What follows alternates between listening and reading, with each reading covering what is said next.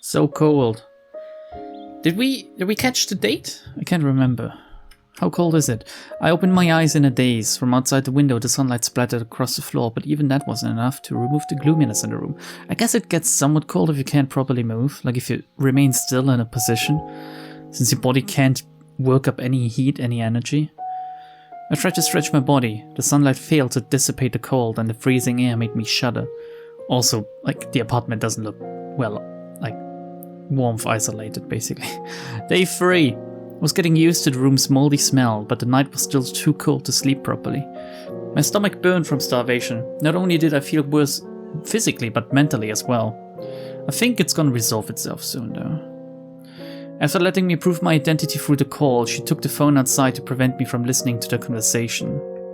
About 10 minutes later, she returned and lit a cigarette. The smoke permeated the air. There was no way for me to know what they had discussed, and all my questions got no response. Father's voice through the phone sounded plain as always. He was more skeptical than nervous. Even after a few questions, he still didn't believe I was kidnapped. Well, if you really are the mastermind, and it's getting more likely by the second, then he is right to be. I tried to tell him my status, but the phone got taken away before he could make any sense out of it. Maybe he couldn't even recognize his own son. Haha. I laughed ironically, as you do, despite my chest being burdened by unease. So what now? Facing the grey ceiling, I tried to figure something out. Let's try to... I don't know, like, I'm playing like a wimp, I understand, but he's not the type to try to escape, is he? I mustn't give up. Rather than taking the risk to escape, I should try to convince them. After hanging out with them during the past few days, I had learned that they weren't that difficult to communicate with. I wouldn't really call that hanging out. I just hoped it wasn't just an illusion. I looked around the room and found the little girl sitting next to the wall, surrounded by books from God knows where.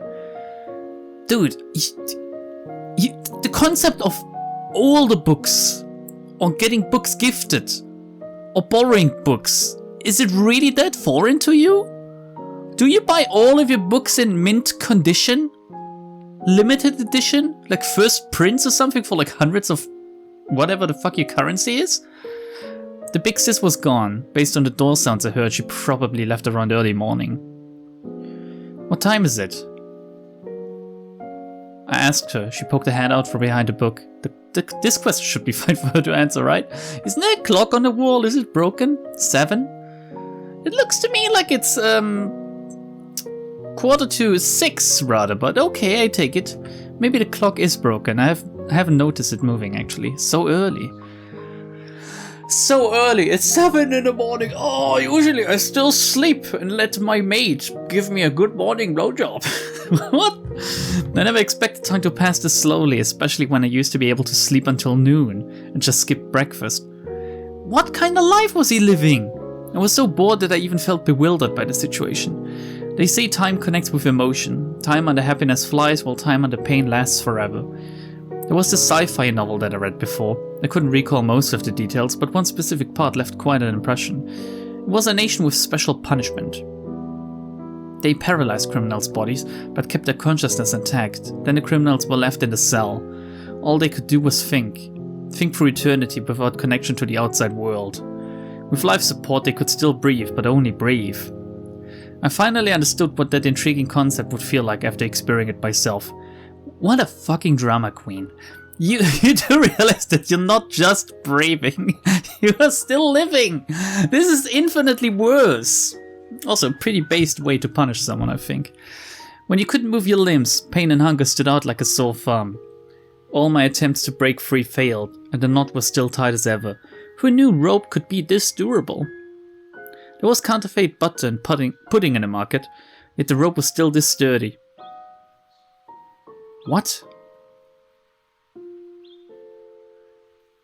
I don't really understand the sentence. There was counterfeit butter and pudding in the market, yet the rope was still this sturdy. The government really should award this sort of top-notch manufacturing. Guess it's criticism on the economy or something? Ugh, I'm dying of the coof. My train of thought only led to another headache, along with my sore throat. Could it be that I caught a cold? Should I reserve my energy to try to talk to her? Just sneeze at her, and she will get the cold herself. I don't know. That is how it works, right? Oh god, no. You just being in the same room as her will most likely make her fall over and die. Just imagine, you're not wearing a mask. You're not like keeping your distance. She's as good as dead. Oh, sorry, I hit my mic there. I was arguing with my hands. Let's converse. Let's not rest. Fuck you. I hesitated a little, but decided to talk to her. Aren't you afraid? Afraid of what? You? Of what? Of the cops coming for you. Facing my question, she stared at me in silence. It took her a while to respond. Would they? Would they? I don't know. Actually, I mean, what if they never have any evidence of this kidnapping to begin with? What if we just get rid of you? She asked me quietly. What do you think? Kidnapping someone plus asking for ransom? If that wouldn't get the police attention, then so be it. We don't want to do this either. We have tried our best. Oh, that makes it all better. Sure.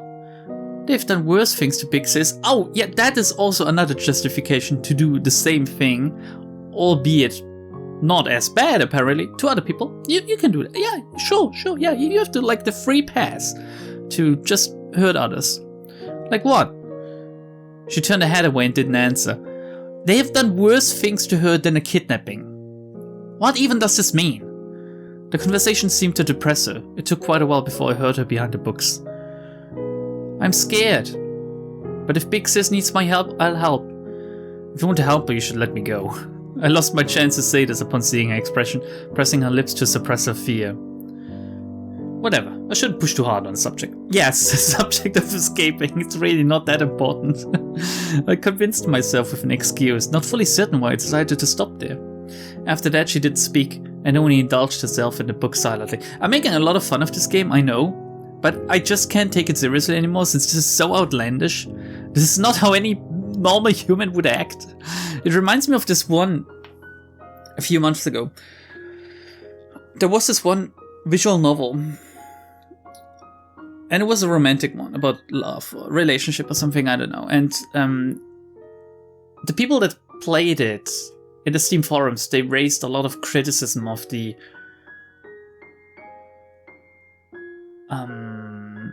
romanticized and surreal way the relationship and love was depicted in the game. And the developer sadly responded with that he never had a real relationship, and this was his imagination of what it would be like. And it sounded really sad, and I shouldn't laugh about that, but it's, in a way, it's so endearing and cute, isn't it? And you just have to laugh to keep from crying sometimes, because it is actually really fucking sad. I wish you could hug this person, you know? Just a simple hug would maybe be enough to show them that someone does care. Anything to eat? I tried to chat with her on the different subjects, but hoping to figure out some intel. She rustled around and took out half a steamed bun, then placed it next to me quietly. How am I supposed to eat it? Crackers first, now steamed buns? They were all cheap foods with long shelf life, yet lacked in appetizing value. If steamed buns are what I think they are, then they are fucking awesome. The outside was dry like an air-dried tangerine skin, was quite hard to chew, and I could barely taste anything in my mouth. Leave it to rich kid to just be spoiled to high heaven. I swallowed it down with water and started to miss the American brunch. The American brunch from a few days ago. Ooh, I had this like 500 currency guano coffee shed out by a bat a few days ago. It was so amazing. Please, can I get some coffee? Please, I have money in my wallet. Take it all. Yes, there's 1,000 something in there. Just take them. Bring me a coffee. Also, like a brand water, please. Not this fucking tap water. Oh, it makes me, like, it feels like I have bugs crawling under my skin when I have to drink this, like, diarrhea. The craving made me sigh in despair. Is it that bad? Yeah, it would be much better if there was a fried egg with pepper. She stared at me surprised and only opened her mouth a little while later. I bet she never had an egg in her life or something. You know how to cook? You don't? I think that's the first thing you learn when you don't have a lot of money. It's you properly learn how to cook, right? Because you need to make the most out of the ingredients you have. And you can make a lot of stuff out of like very inexpensive, I'm not gonna say cheap or something, inexpensive ingredients. You can make a good meal out of that. You learn to do it over time. Sort of, just simple stuff. I always had some simple ingredients ready since I lived alone. If I was lazy, I just cooked some instant noodles plus a fried egg and called it a meal. Most of the time I just put everything from the fridge into the crock pot. I didn't really care as long as they were cooked and filling. What, is it strange? Seeing a hesitation there, I asked. I thought you'd have someone cooking for you and bringing meals to your room every day. Where did they get? I mean, he is a spoiled fucking asshole. The idea of rich people she and her sister have, it's so out there. Like a butler? You've watched way too many soap operas. What is that? What is TV? I've never seen an electronic appliance in my life before. I didn't stay in a hotel with that kind of service or anything. My breakfast is usually just a sandwich, bread, or onigiri from the breakfast shop, like regular folks. That doesn't sound too regular. What the fuck is a breakfast shop? Is it a shop just focused on breakfast? What, do they open like at 5 in the morning until like 10 and then they close? Is it like the McDonald's breakfast time window? Oh, realizing how mundane my breakfast was, she responded disappointedly. Did you think of me as some playboy millionaire from a movie who spent all day long in bars to hook up with chicks? Only on the weekends. How about tea parties? Right before I could explain myself, she threw me another ridiculous question. Tea parties? Look at her. She repeated the words and confirmed that I didn't hear wrong upon seeing her nodding.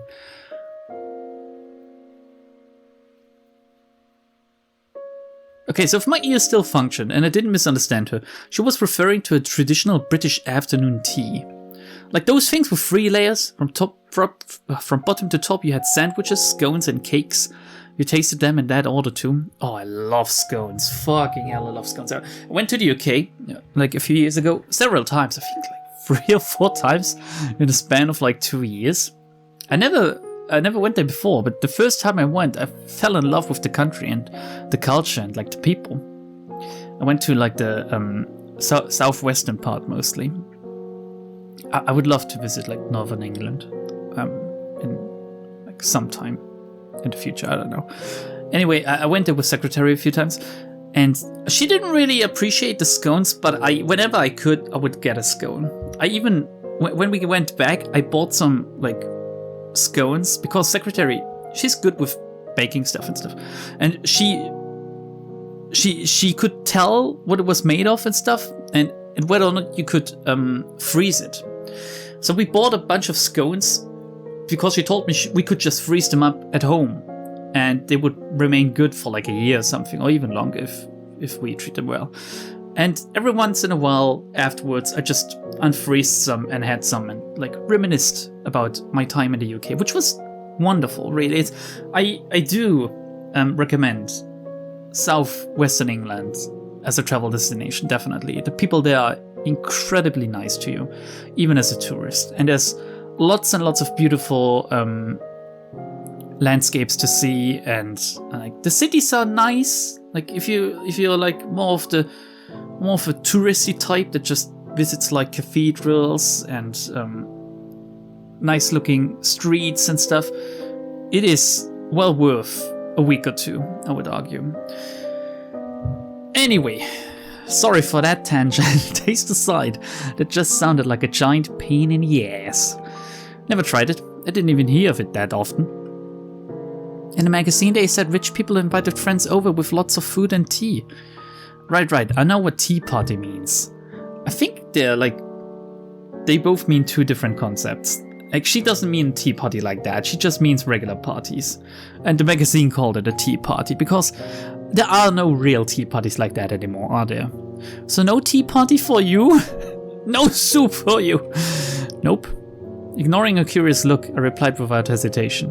Why? Making tea and buying cake is a ton of work.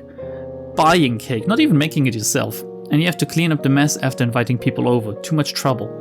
I didn't even talk to my family much, so the whole idea of us having a happy afternoon tea time was just unimaginable. No one prepares it for you? No one hired someone just to make tea. For this sort of luxury stuff, wouldn't it be more convenient to have it in some cafe? She quietly lowered her head, as though pondering my words.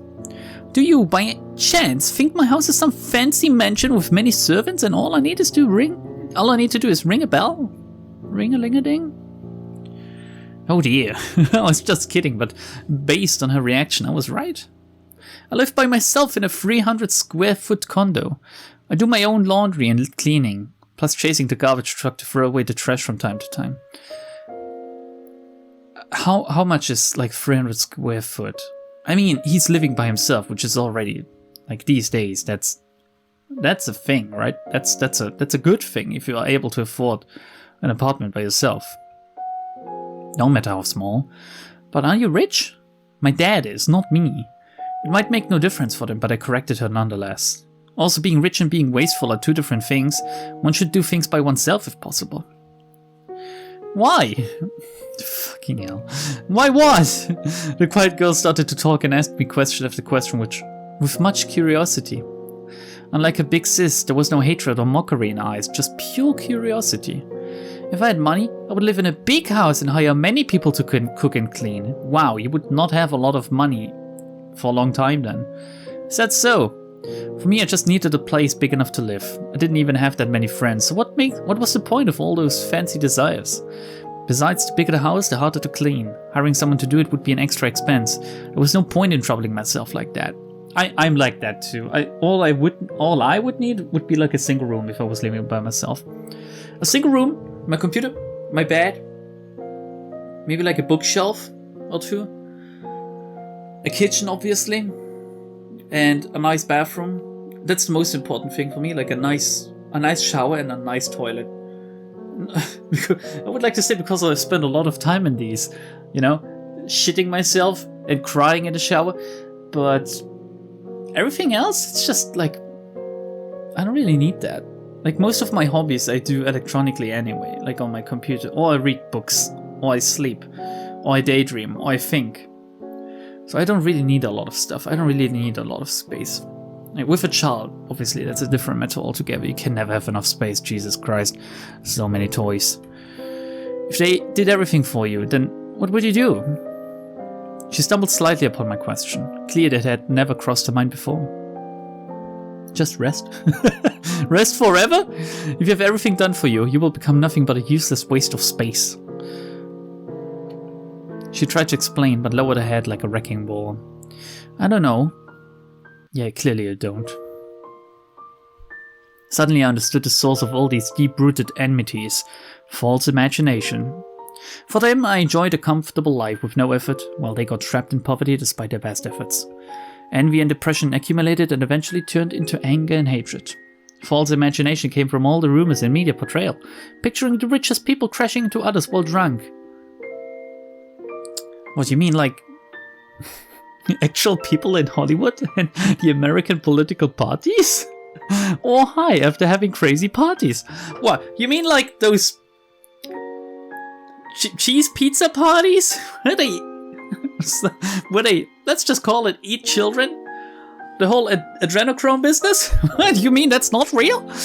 At the end of the day, the media just wanted provocative news. A fancy car killing someone was always more marketable than a cheap-ass one causing it. Maybe, and that's just a thought, maybe because the person driving the cheap-ass one goes to jail, while the person in the fancy car gets away scot-free 99% of the time somehow. Isn't that curious? It's almost as if the rich were living a different life. Integrity has nothing to do with wealth. It clearly doesn't. Yes, there's no lack of rich people leading a rather simple life, you just never see them in the news. They do whatever they can to produce things people want to see. Public media code of integrity? That doesn't mean jack shit in the audience-driven era. It doesn't feel like the media is audience-driven anymore. It seems more like agenda-driven. But that's a different topic altogether. Let's not get into that one. What about the truth? Neither the journalists nor the audience care. We see what we want to see. Despite knowing this full well, we still choose not to resist it.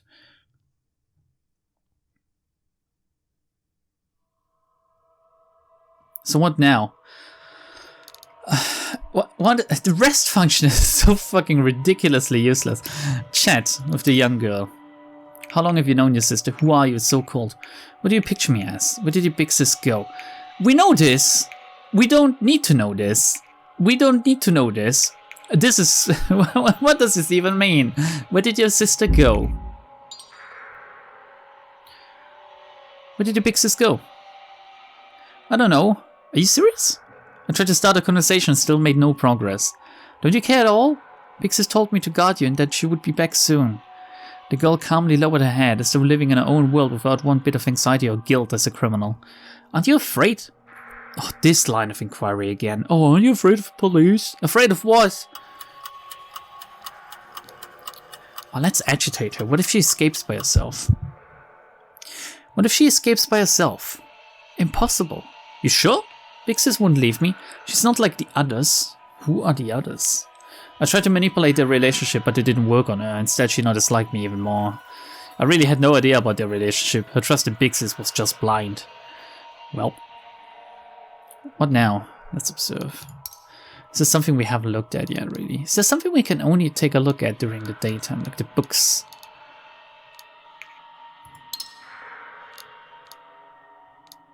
What is that, actually? Is that mine?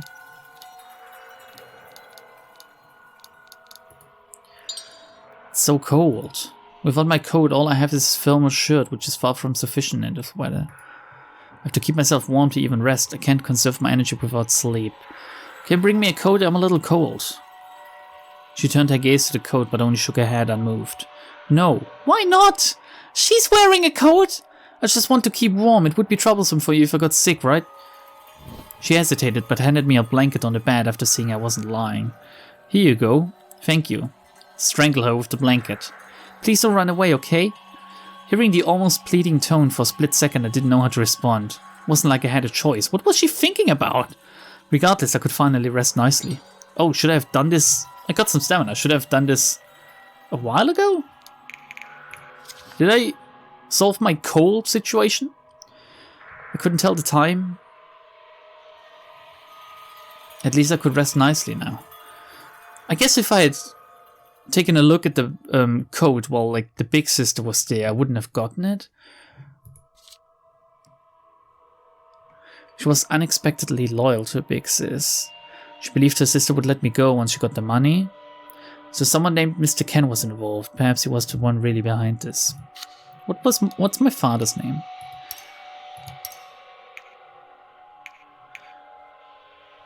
You really believe in her? I don't know, this also gets us nowhere, but I need to do something. Yes, Big Sis is not a bad person. She nodded without hesitation, not realizing she was the one locking me up here.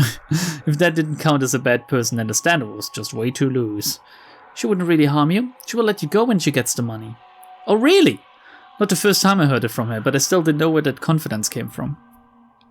Yes, she promised me. Cool. Cool. Cool. So please just wait a little longer. I feel like I just gave a non-answer basically. What if she can't get the money? Not wanting to think about the possibility, her face darkened. Never mind, forget about it. Yeah, let's just drop this again, because why exactly again? Like, because we feel bad for her? Even though she's an accomplice to this crime that directly involves me?